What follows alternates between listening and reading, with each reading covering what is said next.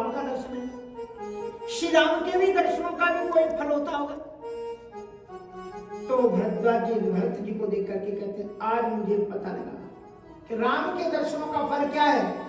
बोले ते ही फल कर फल दर से तुम्हारा सहित पयागे सुभाग हमारा सहित पयागे सुभाग जाके मिलने का सत्संगी ही बहाना है।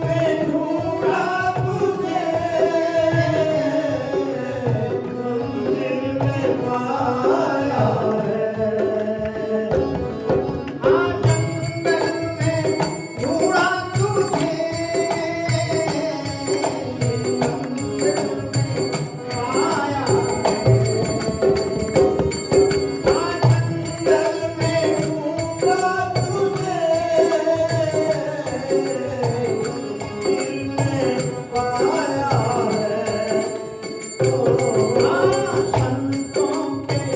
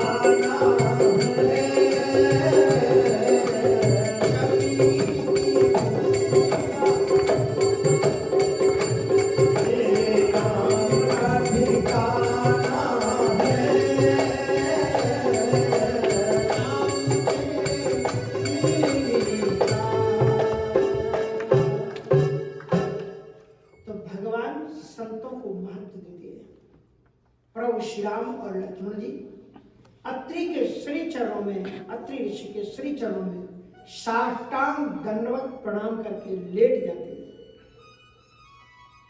और महर्षि अत्रि जी उन्हें उठा करके अपने हृदय से लगाते।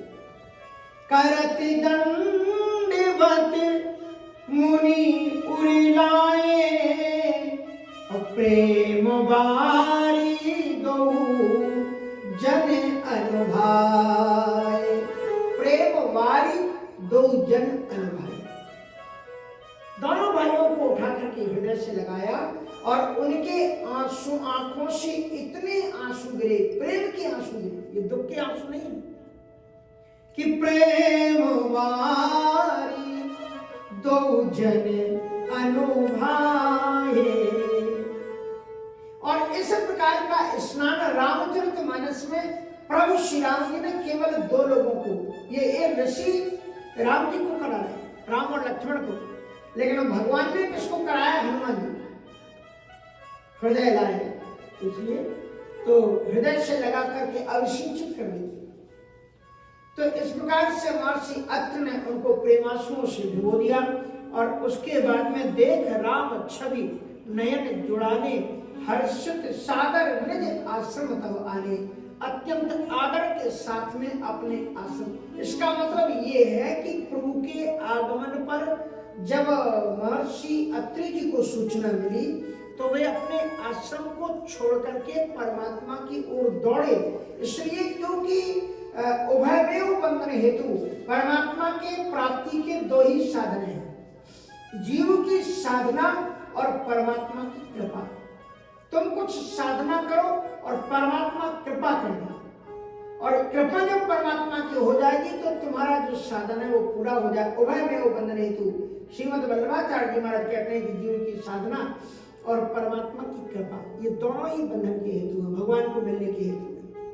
और इसलिए वो अपने आश्रम पर जब आए, कर पूजा कहे वचन सुहाए, दिए मूल फल प्रभु मन भाए। अत्यंत प्रेम पूर्वक कंद मूल फल का भगवान को उन्होंने भोग लगाया। जंगल में रहते हैं, कंद मूल फल आदि भगवान को उन्होंने दिए। और बड़ी सुंदर महर्षि अत्रि जी ने जो राम की स्तुति की है वो आपने यदा कदा कभी सुनी होगी। थोड़े से छंदों को आप सुने तो महर्षि अत्रि ने प्रभु श्री राम जी को श्रेष्ठतम सिंहासन पर विराजमान करके उनकी बड़ी दिव्यतम स्तुति की है। नमामि भक्तवत्सलम कृपालुशील कोमलम भजामि ते पदाम्बुजं कामिनां सदा मदं भक्तवत्सलम कृपालुशील ते पदाम्बुजं कामिनां सदा मदं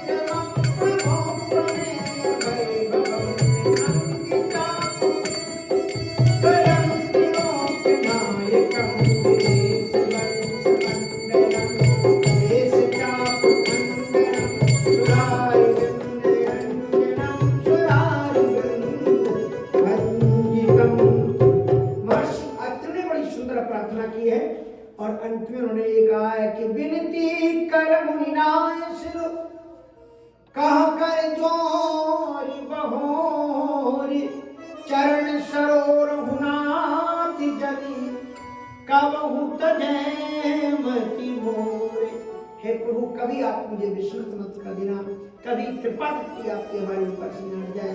इधर महर्षि अत्रि भगवान श्री राम जी से जब तक बात कर रहे हैं तब तक माता अनसुईया जी मिथिलेश नंदिनी श्री जानकी जी को अंतापुर जो अंदर कुटिया है उसमें ले गई। विधिवत उन्होंने पूजन किया, दिव्य बसन भूषण पहराए और जे नित नूतन अमल सुहाए। ऐसे वस्त्र उन्होंने जानकी जी को धारण कराए, जानकी जी को जो नित नूतन, उनको कभी धोने की आवश्यकता थी ही नहीं, उनमें प्रेस की कोई आवश्यकता थी ही नहीं। और जे नित नूतन, प्रतिदिन आज देखो कल देखो तो और मिलेगा, एकदम नया वस्त्र है। तो ऋषियों के पास में तपस्या से क्या क्या चीज उनके पास नहीं थी, आप कभी वाल्मीकि रामायण पढ़ना, रामचरितमानस में तो बड़ा संक्षिप्त में बताया है। जब भरद्वाज जी के पास में भरत जी गए हैं तो कैसे कैसे महल उन्होंने उनको प्रकट किए उनके स्वागत के लिए। वाल्मीकि रामायण में अध्यायों तक वर्णन है, कितना गजब का उनका। लेकिन संपत चकई भरत चक मुनि आए सुखिलवान। अगर भक्त के लिए कोई कितना भी साधन दे, संपन्नता दे, साधु लोगों के घर में जाते कितना भी साधन दो, संपन्नता दो, लेकिन फिर भी संतों की भक्ति डोलती नहीं है, भगवान नहीं रहती है। तो बड़े सुंदर वस्त्र उन्हें धारण कराए, जय नित नूतन अमर सुहाए। और उनको पहनाने के बाद में फिर माता अनसुईया जी ने सीता जी को कुछ उपदेश दिए। नारी धर्म करी ब्याज बखानी, कह ऋषि बधू सरस मृदुवानी। ऋषि बधू है, ऋषि उसे कहते हैं जो ऋषियाना भांति इति ऋषिमा, जो अपने ज्ञान से प्रकाश से प्रकाशित हो रहा है उसे ऋषि कहते हैं।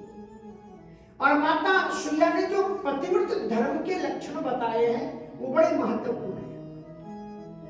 श्रीमद् भागवत में जो भगवान श्री कृष्ण जी ने ब्रजांगनाओं को उपदेश दिया है, लगभग वही उपदेश यहाँ पर श्री माता अनसुईया जी जानकी जी को दे रही है कि एक अमित दानी भरे ताहि अमित दानी भरे तावै देही अधम सुनाई सेवक तेरी मातु पिता ताहि दिखाई मित प्रज सब